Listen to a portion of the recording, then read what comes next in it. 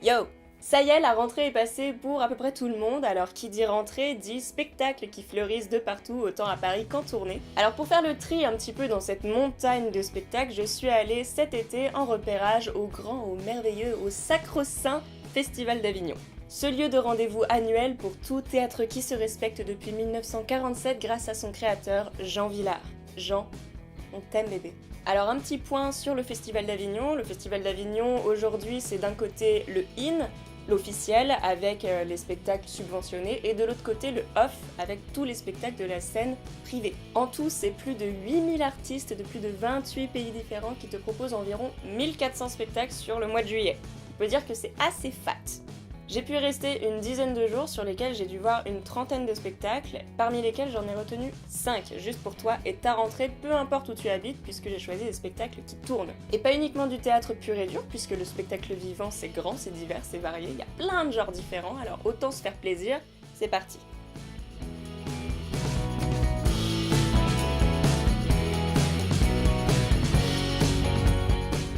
Numéro 1, du clown et du flamenco avec Olé.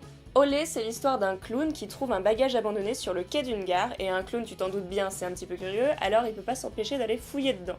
Et il se trouve qu'il en sort un ensemble de danseuses de flamenco, donc un châle, des castagnettes, un éventail, bref, le nécessaire à flamenco. Et le clown, il a aucune idée de ce que c'est, il connaît pas l'utilité de ces objets, alors il va prendre chaque accessoire et s'inventer des histoires pour les découvrir. C'est à la fois attendrissant et très poétique de voir ce clown découvrir de façon très très naïve tous ces accessoires, tous ces objets. C'est aussi très drôle parce qu'on est dans le burlesque, on est dans le comique de situation, dans le ridicule assumé du clown qui se met dans des situations complètement absurdes. C'est très très bien joué, la comédienne qui s'appelle Elodie Hatton maîtrise parfaitement cette technique de jeu du clown qui est si spécifique.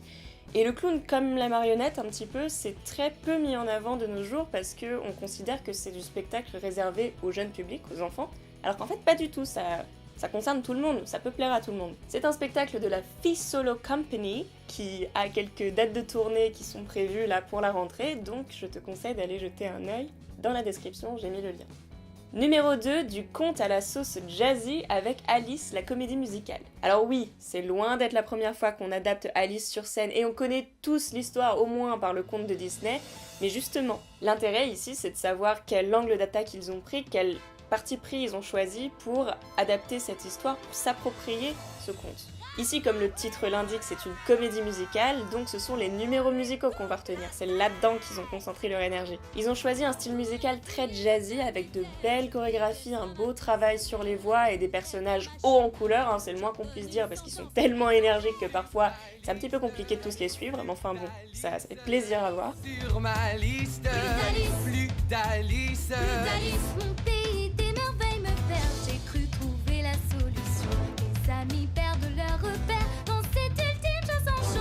Le spectacle est catégorisé jeune public et c'est complètement assumé, mais comme dans l'histoire originelle d'Alice, il y a plusieurs niveaux de lecture. Ça peut plaire aux adultes aussi, c'est universel. Parce qu'il y a des références culturelles que tu peux capter qu'en étant adulte, donc ça rend le spectacle encore plus intéressant à voir. Il s'amuse à balancer des refs à Aznavour, il se moque de Disney, il y a 1500 jeux de mots, 1500 expressions intéressantes. Même en tant qu'adulte, tu peux kiffer, quel que soit ton âge, tu peux kiffer. Et surtout, si tu aimes la comédie musicale, je te conseille vraiment d'y aller. Il y a une grosse tournée là qui est prévue en France dans peu de temps, donc qui passe forcément près de chez toi, alors tu peux aller checker, pareil, dans la description. 3. Du cinéma à la scène avec La vie est belle. Et oui, la compagnie Caravane a encore frappé, yes! Rappelle-toi, je t'avais parlé de Rhinocéros, la nouvelle, avec Stéphane Dora, qui est maintenant metteur en scène sur La vie est belle. Il s'agit donc d'une adaptation du film de Frank Capra de 1946, La vie est belle, et pas ce La vie est belle là, il en a fini avec les nazis cette fois. Et la pièce commence comme ceci. Un homme s'apprête à se suicider.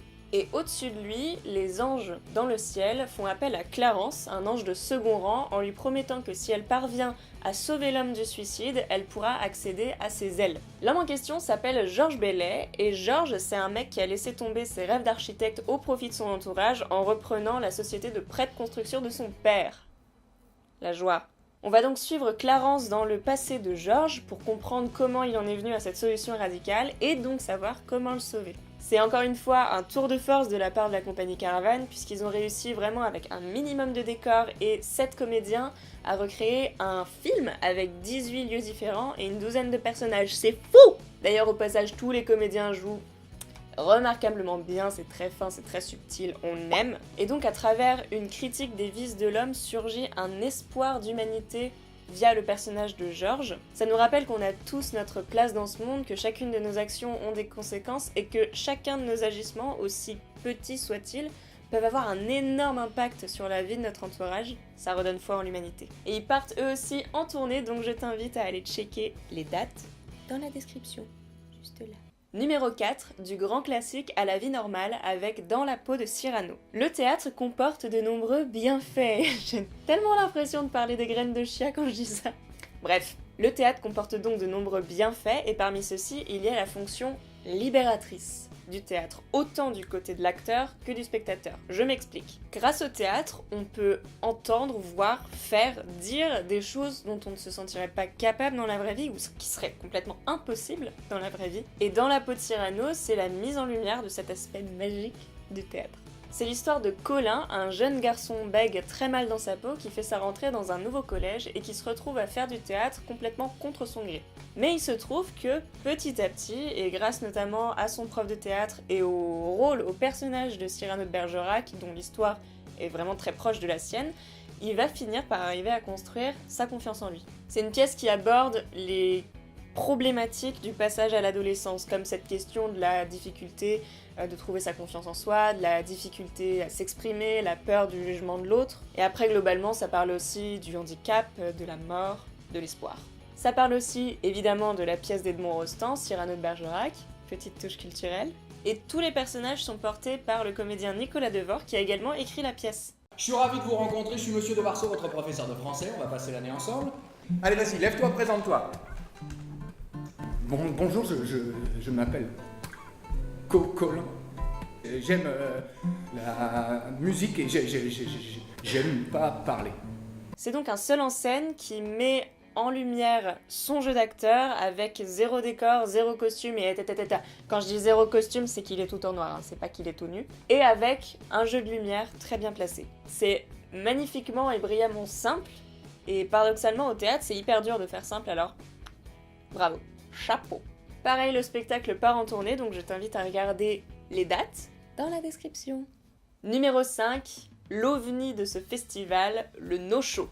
Alors le no-show, donc littéralement le non-spectacle, hein. C'est pas vraiment du théâtre, c'est pas vraiment de l'impro non plus, c'est vaguement quelque chose entre les deux. C'est du théâtre engagé, participatif et interactif, un poil improvisé. Ouais, c'est incatégorisable. On espère que le théâtre redevienne à la mode, parce qu'on a trop souvent l'impression que le théâtre qui est fait, qui est consommé, c'est un théâtre muséal un peu. On se demande qui est le public de demain. Nous, on a l'espoir que le théâtre, ça devienne complètement in et que tout le monde se garroche. Bon, le no-show, c'est québécois et en gros, ça parle du métier de comédien au Québec. Qu'est-ce que c'est la galère d'être comédien au Québec? Comment fonctionne la culture au Québec, avec des interrogations du style « Est-ce que les subventions aident plutôt le spectateur ou les créateurs ?» Ça questionne les conditions de travail, de création, de production du spectacle vivant sous forme d'anecdotes. Et ça implique la participation du spectateur, de toi. C'est même la base de leur concept, parce que pas de spectateur, pas de spectacle. Et pas de spectacle, pas de spectacle. Parce que déjà chez eux, il n'y a pas de tarif unique pour le prix de ta place. En fait, tu payes ce que tu veux. Et à partir des recettes des billets d'entrée, une fois qu'ils ont retiré les charges, les taxes, la location de la salle, la paye de l'ingé son, du régisseur, etc., et ben ils vont calculer combien de comédiens vont pouvoir être payés décemment pour la date. Ce qui fait que par exemple, le soir où j'y suis allée, sur 8 comédiens, il n'y en a que 4 qui ont pu jouer. Ceux qui ont payé 16 $ pour le spectacle de ce soir, Dites-vous que vous avez financé une des 1800 heures effectuées par un des 16 artistes ayant travaillé sur le projet. ceux qui ont payé 29 $ pour le spectacle de ce soir, Dites-vous que vous avez financé une journée de frais de séjour pour un artiste travaillant à l'extérieur de sa ville. Tu vois le concept? Donc tout ce qui est fait dans ce spectacle va dans ce sens, mais je t'en dirai pas plus parce que c'est vraiment une énorme surprise à découvrir, surtout la surprise finale. Clin d'œil pour ceux qui l'ont déjà vu. Bref, c'est cynique, c'est inventif, c'est intelligent et surtout ça ressemble à rien de ce que tu as pu voir jusqu'à aujourd'hui. L'OVNI, donc vas-y. Voilà donc les 5 spectacles que je te recommande à toi pour ta rentrée, et il y en a forcément un qui passe à côté de chez toi parce qu'ils partent tous en tournée, alors tu n'as pas d'excuses. Évidemment, sur les 30 spectacles que j'ai vus à Avignon, c'est pas les 5 seuls que je recommanderais, hein, loin de là, il y en a plein d'autres à voir. J'aurais aimé te parler de, je sais pas, les Blonde and Blonde and Blonde, Orphans, Résistante, La Première Pierre, Tout, et plein d'autres spectacles, mais malheureusement je peux pas tout traiter. Cela dit, si tu as envie de lire des retours sur des spectacles que je recommanderais aussi, on m'a chargé d'écrire des critiques de spectacles pour le site festivaldavignon.fr qui ont été publiés cet été, à savoir sur Mon Olympe, Britannicus, Radieuse Vermine, La Clé de Gaïa, Alice la comédie musicale, et j'en oublie un, et Handball le hasard merveilleux. Je te mets les liens dans la description si tu veux les lire. Sur ce, bonne rentrée à toi, je te fais des bisous. Ciao.